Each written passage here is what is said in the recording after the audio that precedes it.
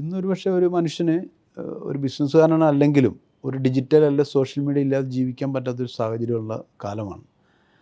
അതുകൊണ്ട് തന്നെ ഒരു സോഷ്യൽ മീഡിയയെയോ അല്ലോ ഡിജിറ്റലിനെയോ ഉപേക്ഷിച്ചിട്ട് അതിനൊന്നും വേണ്ട എന്ന് മുഖം തിരിച്ച് നിൽക്കുന്നവൻ രക്ഷപ്പെടാനുള്ള ചാൻസ് വളരെ കുറവാണ്.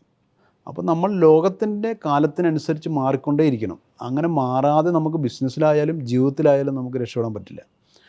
പ്രത്യേകിച്ച് ടെക്നോളജിയെ എത്രത്തോളം നമ്മൾ സ്വാംശീകരിക്കുന്നോ അത്രത്തോളം നമ്മൾക്ക് എവിടെയായാലും വിജയം വരും. പ്രത്യേകിച്ച് ബിസിനസ്സിൻ്റെ കാര്യത്തിൽ. എന്തുകൊണ്ട് സീറ്റ് ഹോം അല്ല ഇപ്പോൾ ഫ്രഷ് ടു ഹോം വലുതായി എന്ന് പറഞ്ഞാൽ പരമ്പരാഗതമായ മീൻ വ്യവസായത്തിനകത്തേക്ക് ടെക്നോളജി കൊണ്ടുവന്നത് കൊണ്ടാണ്. അപ്പോൾ അന്ന് വെച്ചാൽ അന്ന് കൊണ്ടുവന്ന ടെക്നോളജി ആണോ ഇന്ന് ഞങ്ങളിലുള്ള? അല്ല, ഞങ്ങൾ അപ്ഡേറ്റായി.